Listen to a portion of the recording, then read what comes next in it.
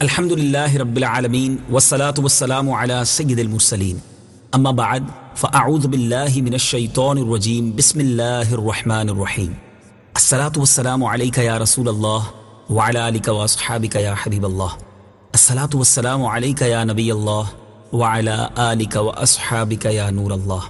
میٹھے میٹھے اسلامی بھائیوں اور مدنی چینل کے ناظرین، سلسلہ ہے ایک قصہ ہے قرآن سے۔ قرآن ہے میرا رہنما، قرآن شفا ہے، نور ہے قرآن، جلا دل کی میرا قرآن، رضا رب کی میرا قرآن، قرآن قرآن۔ آج کون سا قصہ سننا ہے؟ جی ہاں، آج اگر یہ کہا جائے کہ ایک بڑے ہی عجیب و غریب سفر کی داستان سننی ہے۔ دنیا میں بہت سے لوگوں نے بہت سارے سفر کیے ہیں، کچھ لوگ تو بہت زیادہ سفر کرتے رہتے ہیں، مگر ایسا سفر شاید دنیا میں پہلے کبھی نہ ہوا تھا۔ جی ہاں، اگر اس کو قرآن پاک کے پر اسرار ترین واقعوں میں سے ایک واقعہ کہا جائے تو شاید غلط نہ ہوگا۔ بہت کچھ اس واقعے میں سیکھنے کو ملے گا۔ اللہ کے نبی نے یہ سفر کیا، کہاں کیا، کیوں کیا، کس سے ملاقات کے لیے کیا، اور جب ان سے ملاقات ہوئی تو کیا کچھ پایا۔ اب بہت کچھ سیکھتے ہیں۔ جی ہاں، آج بات کرتے ہیں مجمع البحرین کے سفر کی۔ یہ سفر کیوں کیا گیا تھا اور کس نے کیا تھا؟ ایک روایت ہے کہ جب فرعون اپنے لشکر کے ساتھ دریائے نیل میں غرق ہو گیا اور حضرت موسیٰ علیہ السلام کو بنی اسرائیل کے ساتھ مصر میں قرار نصیب ہوا، تو ایک دن حضرت موسیٰ علیہ السلام کا بارگاہ الہی میں ایک مکالمہ ہوا۔ اللہ عز و جل کی بارگاہ میں کچھ عرض آپ نے عرض کی کہ یا اللہ، تیرے بندوں میں سب سے زیادہ تجھ کو محبوب کون سا بندہ ہے؟ اللہ تبارک و تعالیٰ نے ارشاد فرمایا، جو میرا ذکر کرتا ہے اور مجھے کبھی فراموش نہ کرے۔ حضرت موسیٰ علیہ السلام نے عرض کی کہ یا اللہ، سب سے بہتر فیصلہ کرنے والا کون ہے؟ ارشاد ہوا، جو حق کے ساتھ فیصلہ کرے اور کبھی بھی خواہش انسانی کی پیروی نہ کرے۔ عرض کی یا اللہ، تیرے بندوں میں سب سے زیادہ علم والا کون ہے؟ ارشاد فرمایا، جو ہمیشہ اپنے علم کے ساتھ دوسروں سے علم سیکھتا رہے، تاکہ اس طرح اسے کوئی ایسی بات مل جائے جو اسے ہدایت کی طرف رہنمائی کرے یا اس کو ہلاکت سے بچا لے۔ تو حضرت موسیٰ علیہ السلام نے عرض کی کہ یا اللہ، اگر تیرے بندوں میں کوئی مجھ سے زیادہ علم والا ہے تو مجھے اس کا پتہ بتا دے۔ ارشاد ہوا، خضر تم سے زیادہ علم والے ہیں۔ اب عرض کی یا اللہ، میں انہیں کہاں تلاش کروں؟ ارشاد فرمایا، ساحل سمندر پر چٹان کے پاس۔ عرض کی میں وہاں کیسے اور کس طرح پہنچوں؟ ارشاد ہوا کہ تم ایک ٹوکری میں ایک مچھلی لے کر سفر کرو، جہاں وہ مچھلی گم ہو جائے بس وہیں خضر سے تمہاری ملاقات ہوگی۔ سبحان اللہ۔ حضرت موسیٰ علیہ السلام نے اب اس سفر کا آغاز کیا، اور وہ سفر کیسے کیا؟ آپ نے اپنے خادم اور شاگرد حضرت یوشع بن نون بن افراہیم علیہ السلام کو اپنا رفیق سفر بنا کر مجمع بحرین کا سفر فرمایا۔ حضرت موسیٰ علیہ السلام چلتے چلتے جب بہت دور چلے گئے، ایک جگہ جا کر سو گئے۔ اس جگہ مچھلی جو ہے وہ ٹوکری میں سے تڑپ کر نکلی اور سمندر میں کود گئی، اور جس جگہ پانی میں ڈوبی وہاں پانی میں ایک سوراخ بن گیا۔ حضرت موسیٰ علیہ السلام نیند سے بیدار ہوئے اور آگے چلنے لگے۔ جب دوپہر کے کھانے کا وقت ہوا تو آپ نے اپنے شاگرد حضرت یوشع بن نون سے مچھلی طلب فرمائی، تو انہوں نے عرض کی کہ حضور، چٹان کے پاس آپ جہاں سوئے تھے مچھلی کود کر سمندر میں چلی گئی اور میں آپ کو بتانا بھول گیا۔ آپ نے فرمایا، ہمیں اسی جگہ کی تو تلاش تھی۔ بہرحال پھر آپ اپنے قدموں کے نشانات کو تلاش کرتے ہوئے اس جگہ واپس پہنچے، اور حضرت خضر علیہ السلام سے پھر وہاں ملاقات ہوئی۔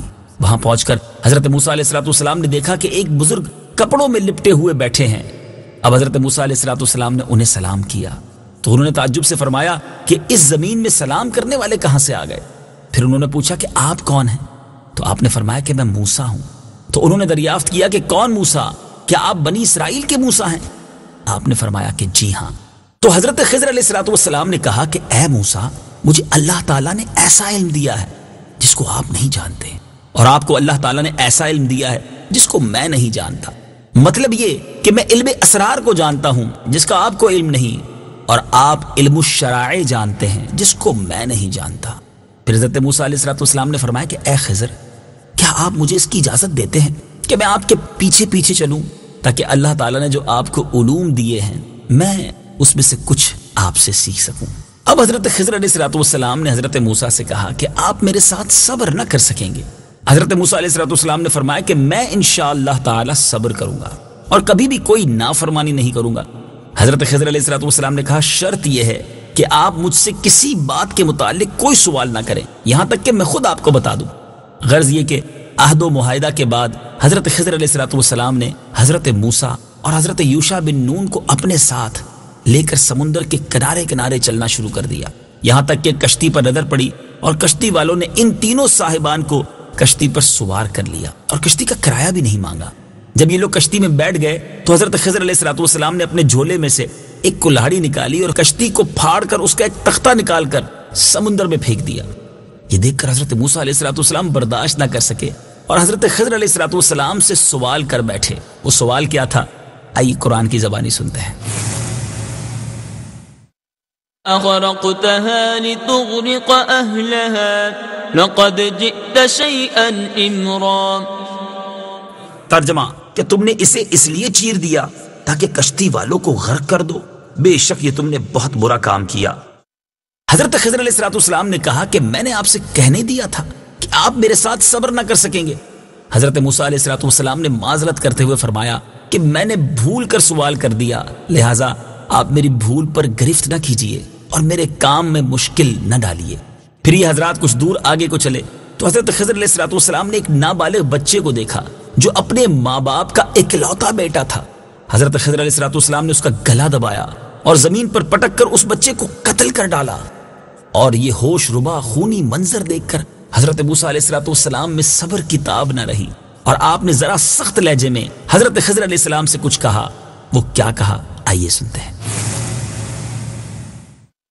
أقتلت نفسا زكية بغير نفس لقد جئت شيئا نكرا۔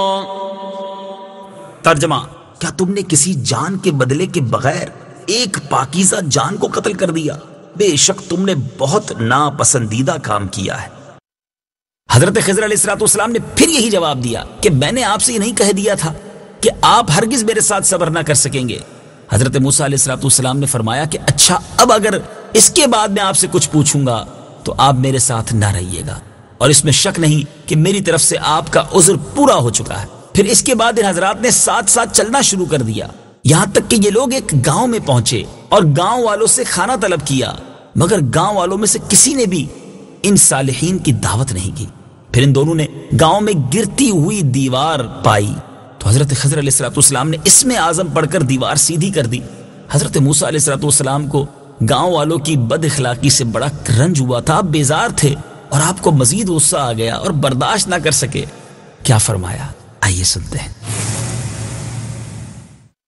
لو شئت لاتخذت عليه اجرا۔ ترجمہ اگر تم چاہتے تو اس پر کچھ مزدوری لے لیتے۔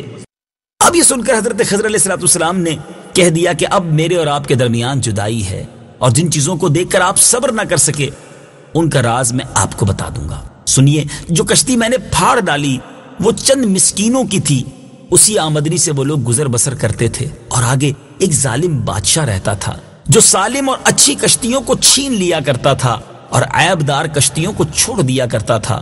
تو میں نے قصدن ایک تختہ نکال کر اس کشتی کو عیب دار کر دیا تاکہ ظالم بادشاہ کے غضب سے محفوظ ہو سکیں۔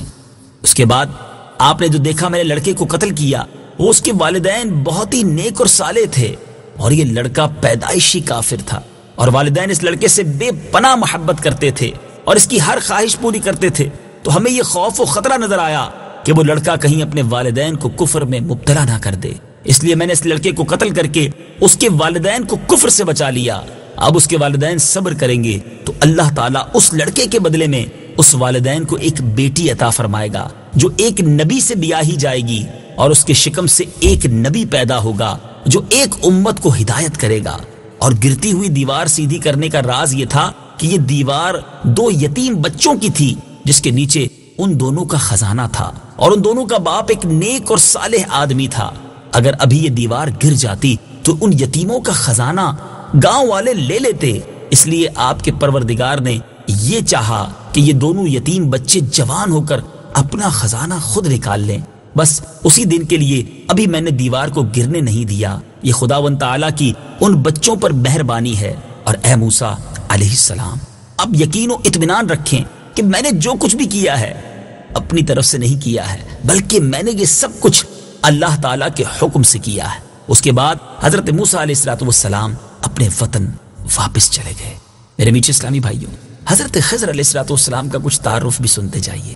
حضرت خضر علیہ السلام کی کنیت ابو العباس اور نام بلیہ، اور ان کے والد کا نام ملکان ہے۔ بلیہ سریانی زبان کا لفظ ہے، عربی زبان میں اس کا ترجمہ احمد ہے۔ خضر ان کا لقب ہے، اور اس لفظ کو 3 طرح سے پڑھ سکتے ہیں: خضر، خضر اور خضر۔ خضر کے معنی سب چیز کے ہیں۔ یہ جہاں بیٹھتے تھے وہاں آپ کی برکت سے ہری ہری گھاس اگ جاتی تھی، اس لیے لوگ ان کو خضر کہنے لگے۔ یہ بہت ہی عالی خاندان کے ہیں اور ان کے آباء و اجداد بادشاہ تھے۔ بعض عارفین نے فرمایا کہ جو مسلمان ان کا اور ان کے والد کا نام اور ان کی کنیت یاد رکھے گا، انشاءاللہ تعالی اس کا خاتمہ ایمان پر ہوگا۔ سبحان اللہ۔ تو اب یاد کر لیجئے، ابو العباس بلیہ بن ملکان۔ حضرت خضر علیہ السلام زندہ ولی ہیں۔ بعض لوگوں نے حضرت خضر علیہ السلام کو نبی بتایا ہے، لیکن اکثر علماء کا قول یہ ہے کہ آپ ولی ہیں۔ جمہور علماء کا یہی قول ہے کہ آپ اب بھی زندہ ہیں اور قیامت تک زندہ رہیں گے، کیونکہ آپ نے آب حیات پی لیا ہے۔ آپ کے گرد بکثرت اولیاء جمع رہتے ہیں اور فیض پاتے ہیں۔ آپ علیہ السلام نے نبی پاک علیہ السلام کی زیارت بھی کی ہے، اس لیے آپ صحابی بھی ہیں۔ میٹھے اسلامی بھائیوں اور مدنی چینل کے ناظرین، آپ نے آج حضرت موسیٰ علیہ السلام اور حضرت خضر علیہ السلام کی ملاقات کا دلچسپ واقعہ سنا۔ اس واقعے سے ایک اور بات سیکھنے کو ملتی ہے کہ اللہ والوں کی باتوں میں بہت سارے راز ہوتے ہیں۔ اللہ والوں کے پاس اپنے کاموں کی بہت ساری دلیلیں ہوتی ہیں۔ ہمیں اللہ والوں پر اعتراض نہیں کرنا چاہیے۔ بعض اوقات کچھ چیزیں ہمیں سمجھ نہیں آ رہی ہوتی، مگر اللہ والے اس بات کا راز بھی جانتے ہیں، اس کی حکمت بھی جانتے ہیں۔ جو شریعت پر عمل کرنے والے اولیاء کرام ہوں، علماء کرام ہوں، ہمیں ان پر تنقید کرنے کے بجائے، ان کی کسی بات میں نقص نکالنے کی بجائے اپنے عیبوں پر نظر رکھنی چاہیے۔ یہاں یہ بات بھی پتہ چلی کہ حضرت موسیٰ علیہ السلام اللہ کے عظیم نبی ہونے کے باوجود علم دین سیکھنے کے لیے سفر کرتے ہیں، تو مجھے اور آپ کو بھی علم دین سیکھنے کی جستجو بھی ہونی چاہیے، اس کے لیے سفر بھی کرنا چاہیے۔ الحمدللہ دعوت اسلامی کے مدنی قافلے علم دین سیکھنے کا ایک بہت اچھا ذریعہ ہے۔ مدنی قافلوں میں سفر کیجیے، دعوت اسلامی کا مدنی چینل دیکھتے رہیے اور گھر بیٹھے بھی بہت سارا علم دین حاصل کرتے رہیے۔ اگلے سلسلے میں ایک اور خوبصورت قصہ، ایک اور عجیب و غریب واقعہ لے کر حاضر ہوں گے اور آپ کو قرآن پاک سے کچھ اور پیش کریں گے۔ اللہ مجھے بھی اور آپ کو بھی قرآن کریم سے سچی محبت نصیب فرمائے اور روزانہ کچھ نہ کچھ قرآن پاک کی تلاوت کرنے اور اس کا ترجمہ اور تفسیر پڑھنے کی توفیق عطا فرمائے۔ صلو علی الحبیب صلی اللہ تعالی علی محمد صلی اللہ علیہ وسلم۔